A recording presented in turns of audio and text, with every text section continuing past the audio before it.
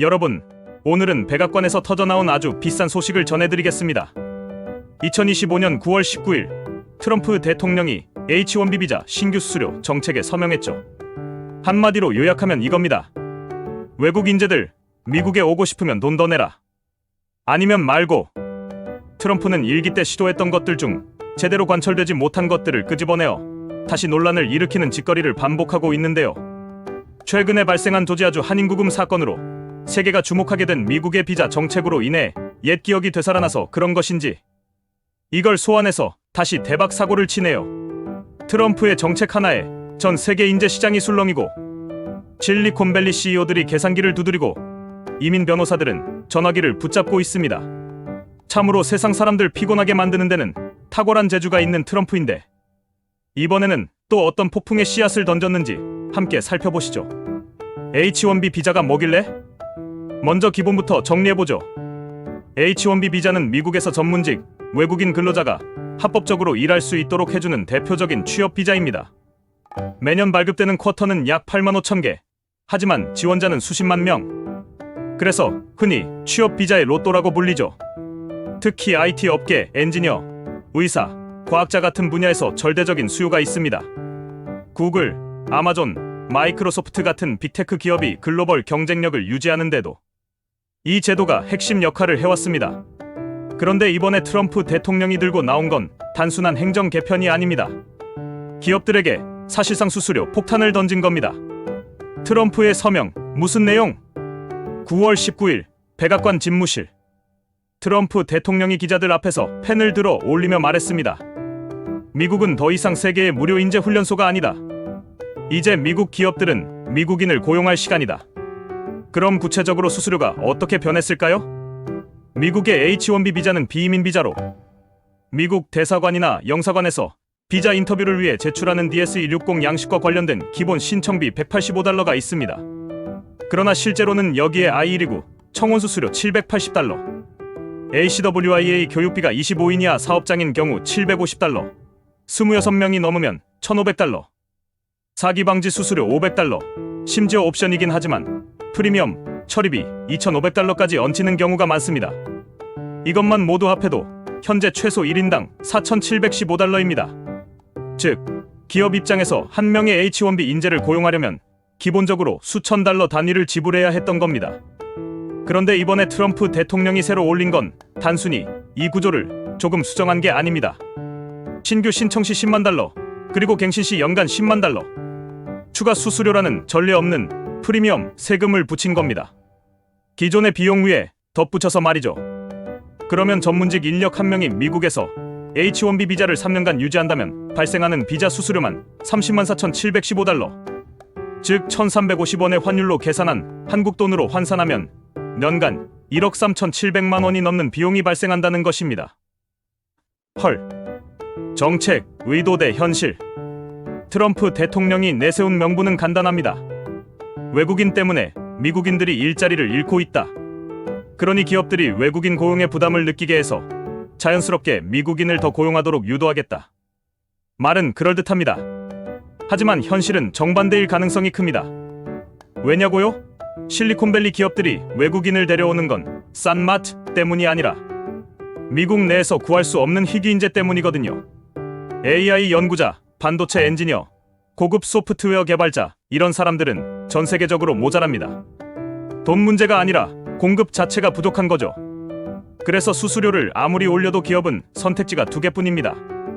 울며 겨자 먹기로 돈 내고 외국인 채용, 아예 해외로 연구센터를 옮겨버리기. 둘 중 어느 쪽도 미국인 고용 확대로 이어지지 않는다는 게 문제입니다. 숫자로 보는 충격. 이제 계산기로 풀어봅시다.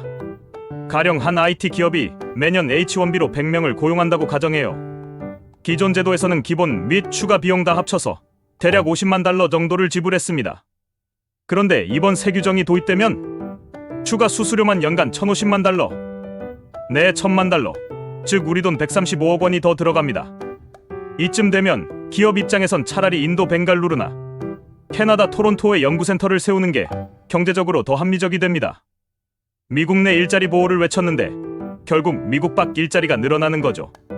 OECD 주요국과 비교. 이쯤에서 글로벌 경쟁을 살펴볼까요? 비슷한 전문직 취업 비자를 발급하는 OECD 다른 나라들은 비용이 어느 정도일까요? 캐나다부터 보죠. 캐나다의 경우 익스프레스 엔트리나 고용주지정 워크 퍼밋을 신청할 때 대략 1000에서 2000 캐나다 달러 수준입니다. 한화로 치면 100만 원 남짓. 미국의 10만 달러 추가 수수료와 비교하면 2%에 불과합니다. 영국은 어떨까요? Skilled Worker Visa라는 제도가 있는데 보통 600에서 1400 파운드 사이입니다. 즉 1000에서 2500달러쯤이죠. 이 역시 미국의 100분의 1 수준입니다. 호주는 Temporary Skill Shortage Visa라는 게 있습니다. 기간과 스트림에 따라 다르지만 보통 1500에서 3000 호주 달러, 대략 1000에서 2000달러 선입니다. 미국 수수료와 비교하면 거의 점심값 느낌이죠. 독일은 유럽 블루카드 제도가 있는데 행정비용이 고작 100에서 150유로, 거의 200달러가 안 됩니다. 프랑스도 패스포트 탤런트라는 비자가 있는데 보통 200에서 400유로 정도, 마찬가지로 300에서 500달러 수준입니다. 정리하면 이렇습니다. 미국의 새 H1B 수수료는 OECD 주요국 평균 대비 수십 배에서 많게는 수백 배 비쌉니다. 이건 마치 다른 나라들은 자전거 요금인데 미국만 포르쉐 한 대 뽑으라는 격이죠. 정치적 계산.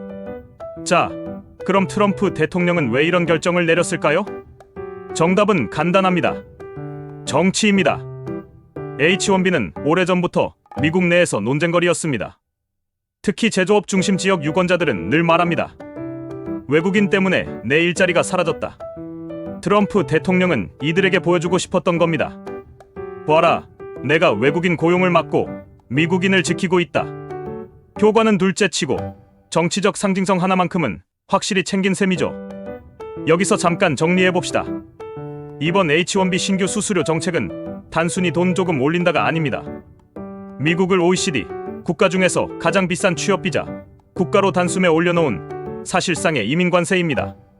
정치적 효과는 있을지 몰라도 장기적으로는 글로벌 인재들이 미국을 외면할 가능성이 큽니다. 마치 클럽 입장료를 올려서 싸구려 손님은 못 들어오게 막았는데 정작 돈 많이 쓰는 VIP 손님들까지 발기를 돌려버리는 꼴이죠. 앞으로의 질문은 하나입니다. 미국은 여전히 글로벌 인재들의 천국으로 남을까요? 아니면 수수료가 너무 비싸서 다들 돌아가는 나라가 될까요? 그래서 트럼프 대통령의 펜 끝에서 시작된 이 수수료 전쟁, 그 결과가 어떨지 주요 분야별로 예상해보니 이번에도 트럼프와 역시나 엄청난 지뢰를 밟은 것 같습니다. 경제적 영향, GDP와 비용의 악몽, 혁신 저하, GDP 둔화, H1B 비자는 IT, AI, 엔지니어링 분야에서 미국 경제를 먹여 살리는 슈퍼히어로 외국인 노동자 카드입니다. 근데 여기에 10만 달러 수수료를 붙이면 기업들은 좋아요, 한 명 데려오려면 연봉 10만 달러 더 필요하며 한숨을 쉽니다. 결과 프로젝트 지연, 혁신 속도 둔화, GDP 성장률 0.5에서 1% 하락 가능성. 한마디로 미국 경제가 스타트업용 커피 머신 없이 하루를 시작하는 느낌이죠. AI 클라우드 컴퓨팅 프로젝트가 늦어지고 스타트업들이 울며 겨자 먹기로 해외로 눈을 돌립니다. 비용 부담 증가. 대기업은 그래도 돈 많으니까 감당할 수 있습니다. 하지만 스타트업 10만 달러면 직원 2-3명 월급보다 비싼 돈이죠.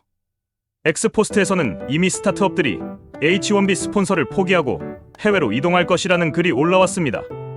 결과적으로 운영비가 5에서 10% 상승하고 소비자 가격까지 따라 올라갑니다. 정책 목표는 미국인 보호인데 현실은 소비자 지갑에 더 큰 압박을 줍니다. 아웃소싱 증가.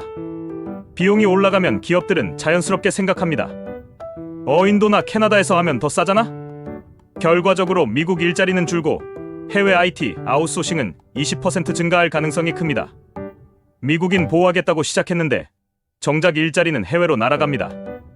아이러니가 끝판왕이죠. 산업별 영향, 테크 스타트업 쿵, 기술 산업 타격, 실리콘밸리 테크 기업, 구글 메타 엔비디아, 인도 중국 출신, H1B 직원 비율 70% 이상, 10만 달러 수수료? R&D 비용이 폭등하면서 AI 반도체 혁신이 지연됩니다. 엑스포스트 의견 엔비디아, INTC R&D 타격, AI 하드웨어 출시 늦어진다. 결과적으로 나스닥 지수 2에서 5% 하락 가능성. 미국 테크 허브 지위, 잠시 흔들리는 느낌입니다. 스타트업 생태계 붕괴. 스타트업 입장에서는 10만 달러란 월세, 커피값, 그리고 직원 월급, 벤처 캐피털 투자도 주저하고 신규 창업률은 10 내지 15% 감소 전망. 캐나다 토론토, 독일 베를린이 미국 스타트업 대신 신생 테크 천국으로 떠오르는 순간입니다.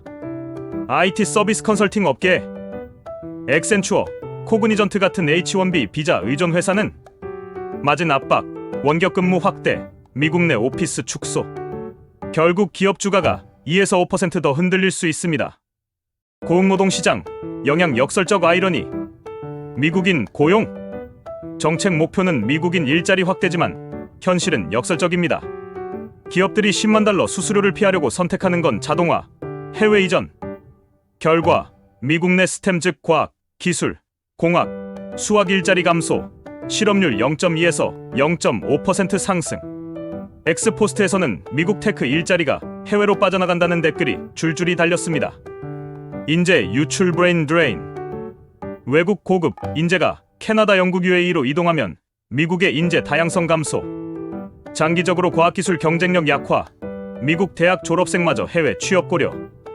인도 출신 엔지니어가 미국 대신 자국으로 돌아가면 미국의 글로벌 인재 유치력이 반쪽짜리가 됩니다.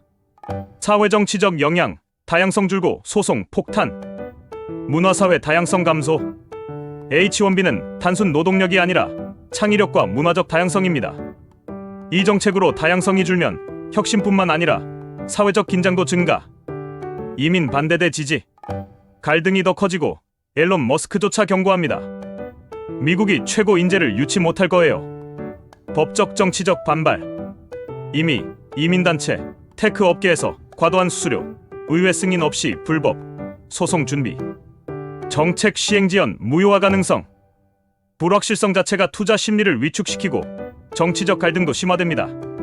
사실 2020년 트럼프 행정부는 H1B 비자 발급을 제한하기 위해 입국 금지 선포문과 임시 규정을 시행했으나 캘리포니아 연방지방법원이 이를 권한 초과와 절차적 위법으로 판단해 무효화했습니다. 주요 이유는 대통령의 권한 남용, 경제적 근거 부족, 행정절차법 위반이었습니다. 이 판결로 H1B 비자 발급이 재개되었으며 특히 기술 기업과 인도 국적자들에게 혜택이 돌아갔습니다. 2025년의 10만 달러 수수료 정책은 2020년과 유사한 법적 도전을 받을 가능성이 높으며 결과는 소송 진행과 법원 판결에 따라 달라질 것입니다. 장기적 글로벌 영향, 미국 경쟁력 흔들림. 정리해보면 이 정책이 부정적으로 작용해서 결국 미국 기술 패권 흔들림, 인도, 중국 등 경쟁국 수혜, 글로벌 공급망 재편, AI 연구 해외 이전 등 IMF 월드뱅크 성장률 전망 하향 가능성. 정책이 완화되면 영향 제한적. 하지만 현재 추세로는 미국이 글로벌 인재 유치에서 밀릴 가능성이 무조건 큽니다. 마무리. 자, 여러분. 오늘 이야기의 교훈은 간단합니다. 정책은 목표와 실제 효과가 다를 수 있다는 것. 트럼프 대통령이 H1B 수수료를 올린 이유는 미국인 보호. 하지만 현실은 혁신 속도 둔화, 스타트업 해외 이전, 글로벌 경쟁력 약화. 정치적 상징은 챙겼지만 경제적 효과는 글쎄요. 미국의 기술 산업은 앞으로 몇 년간 이 정책의 파장을 몸으로 느끼게 될 것입니다. 마지막으로 시청자에게 질문 하나 남기겠습니다. 여러분이라면 연간 10만 달러를 내고 미국에서 일할 의향이 있으신가요? 생각만 해도 우픈 현실이죠.